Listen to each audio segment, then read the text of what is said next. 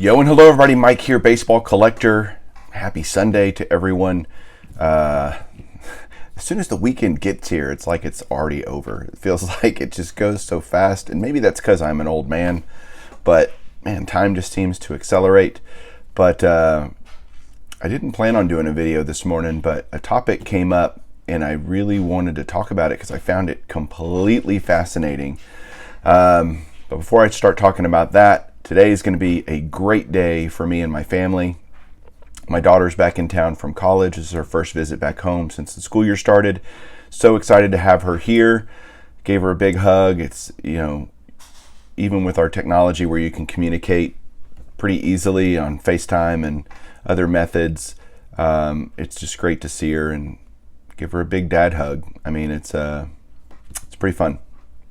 But the reason she's in town is because today is the last game for the Rangers at the ballpark in Arlington. 25 years old the ballpark is, and they're already getting rid of it. Y'all have heard me talk about this. These are the tickets for today's game against the Yankees.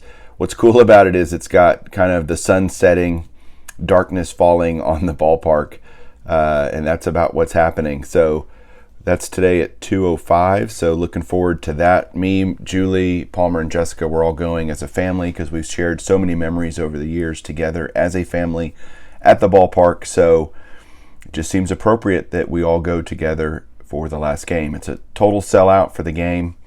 There will be 55,000 people there today. So chaos will be what's probably the name of the day, and it's going to be like 95 degrees. So it's going to be just baking hot, but we're going to enjoy it and have a great time with it, and I'm looking forward to that. My sister and brother-in-law are going. Some other friends are going. I mean, there's just a lot of people that are going because this is a kind of a big deal if you're a baseball fan around here. And so that's happening today. Then I'm going to be talking to Filmington whenever that gets done.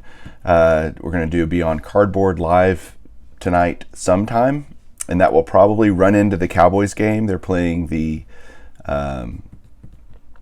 Saints tonight, and that's actually okay. As long as you guys don't get on the live stream and tell me the score, because I always record the games and I don't watch them live, which may sound crazy, but I get so emotionally involved that I record the games and I piddle around for an hour or so, and then I start watching the game, and I can fast forward through commercials and things like that, and by the time it gets to the second half, I'm kind of watching it live, but that's just how I do it. I don't know about you guys.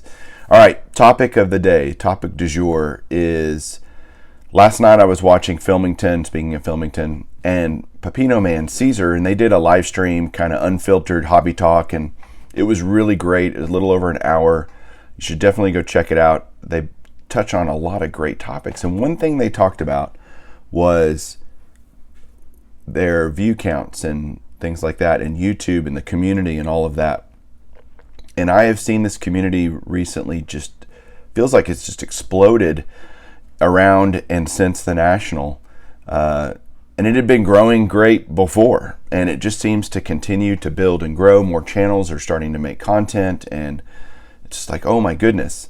And so they talked about how their view counts were down, and I kind of looked at my channel, and mine are down too.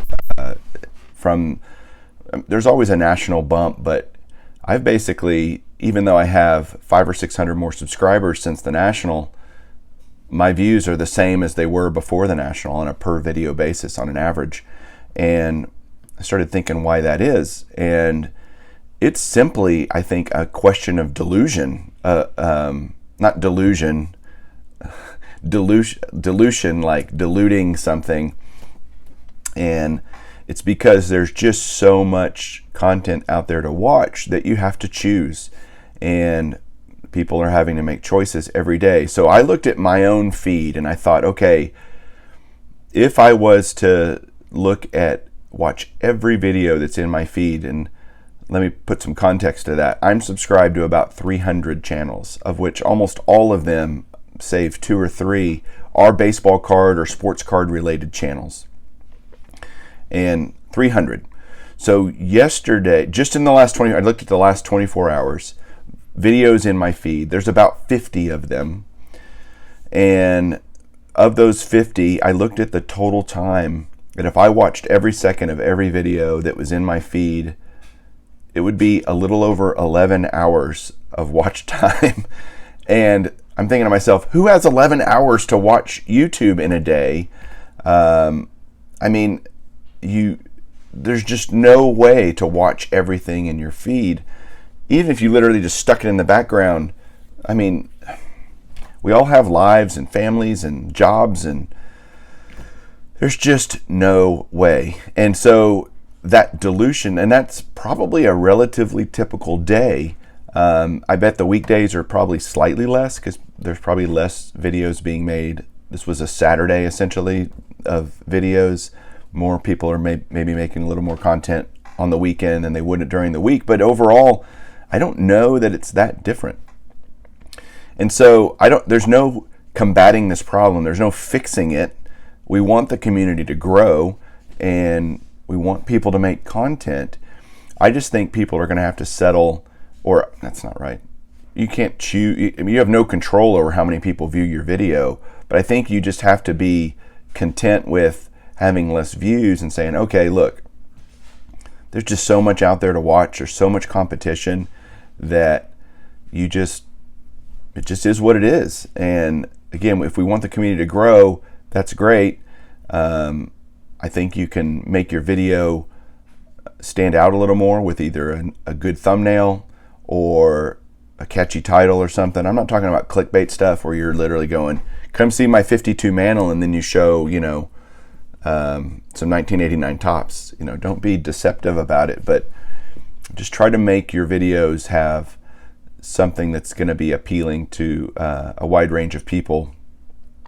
So anyway, I'll probably have not very many viewers on this video just because there's so much to watch on a Sunday morning, but I just find it a fascinating topic. They did a great job talking about it last night, Phil and Caesar, and Caesar basically said, look, if I get 100 views on a video, this is a guy that has, well over 1,000 subs.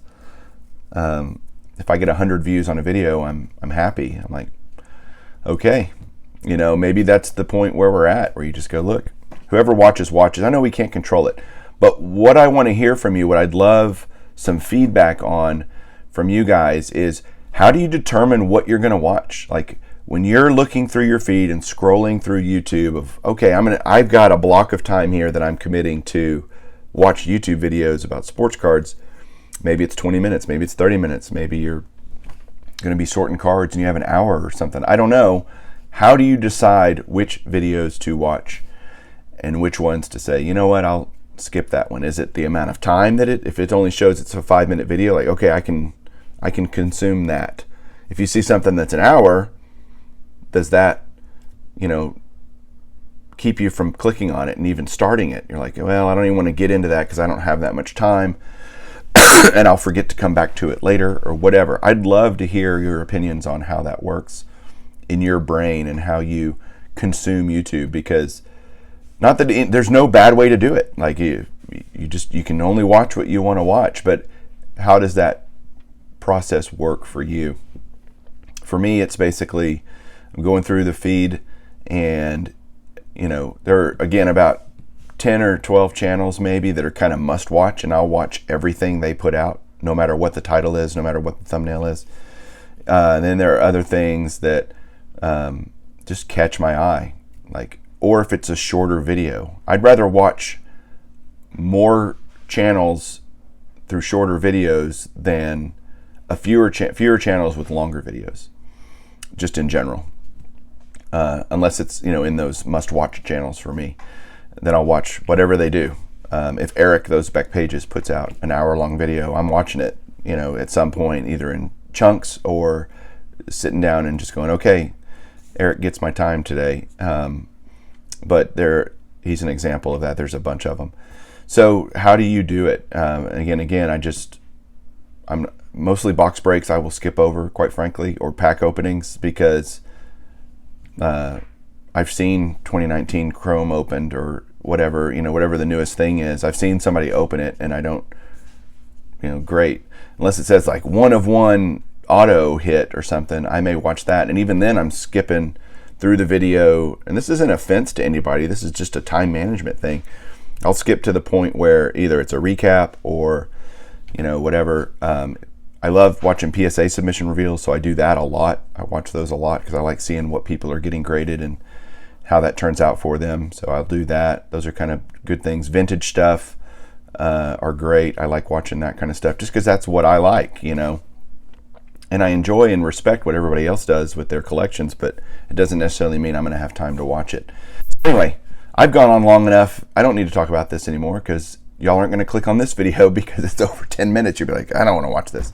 But let me know down below what you think, how you feel about this topic. We will catch you guys soon. Keep collecting.